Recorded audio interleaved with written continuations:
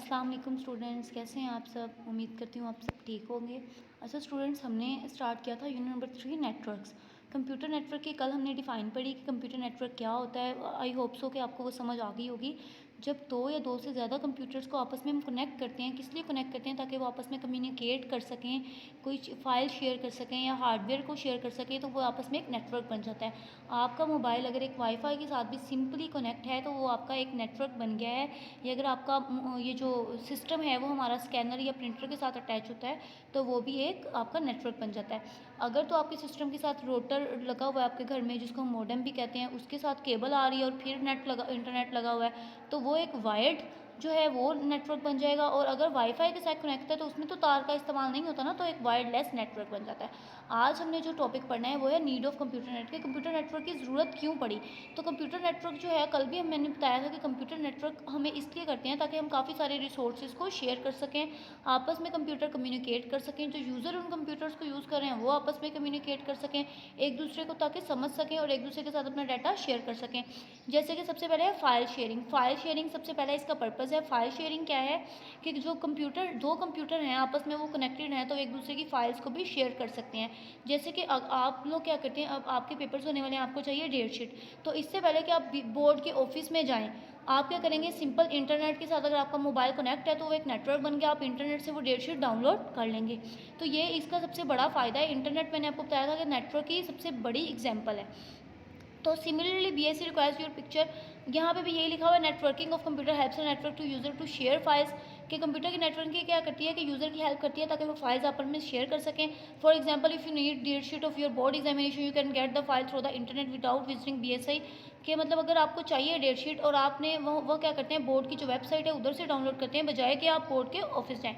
Similarly अगर BSc requires your pictures, okay, उनको भी आपकी पिक्चर्स और डाटा चाहिए और एडमिशन फॉर्म के लिए, तो हम लोग क्या करते हैं, यहाँ पे हम लोग एडमिशन फॉर्म उनको मेल्स, स्कूल वाले भी अब ज़्यादातर मेल कर देते हैं इससे बाकायदा कि ये बोर्ड वाले यहाँ आए या हम लोग वहाँ जाएँ और आपको जाके फॉर्म सबमिट करवा के आएँ। और इसकी एग्जांपल ये भी है कि अगर आपकी सारी स्कूल की टीचर ने अपना अपना रिजल्ट बनाया है और पूरी क्लास का कंबाइंड रिजल्ट बनाना है, तो वो भी इंटरनेट को यूज़ करती है। जैसे कि आपका LMS सिस्टम है, आपको पता है कि वहाँ पे आपके सब सब्जेक्ट्स के मार्क्स आपको शो हो रहे होते हैं, तो हर टीचर क्या करेगी, अपना अपना मार्क्स लगाते ऐड करती जाएगी और एंड पे वो कंबाइंड रिजल्ट सारा खुद ही बन जाएगा।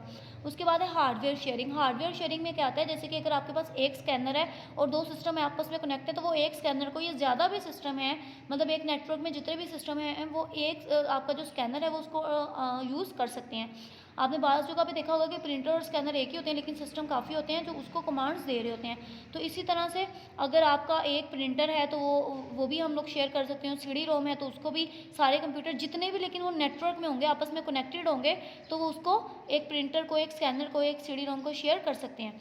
तो हार्डवेयर शेयरिंग में ये वाली शेयरिंग आ जाती है। एप्लीकेशन शेयरिंग उसके बाद हम पढ़ते हैं। एप्लीकेशन शेयरिंग मैंने आपको कल भी बताया था कि हम इसको एप्लीकेशन शेयरिंग के लिए भी यूज़ करते हैं नेटवर्क को। तो नेटवर्क में क्या होता है कि application can be share over the network, मतलब एक नेटवर्क में जितने भी कंप्यूटर आपस में कनेक्ट हैं, जितने भी कंप्यूटर वो नेटवर्क बना रहे हैं, वो सभी एक एप्लीकेशन को शेयर कर सकते हैं।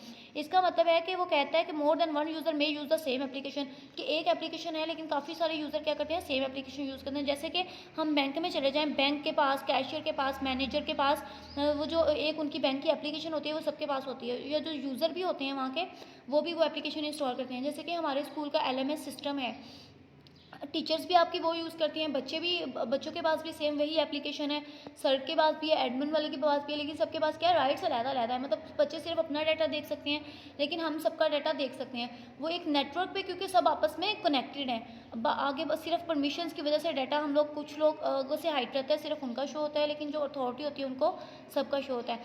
बात यह है कि नेटवर्क है एक हमारे स्कूल का, जो कि आपको पता है LMS सिस्टम है, तो सारे उसके साथ कनेक्टेड हैं।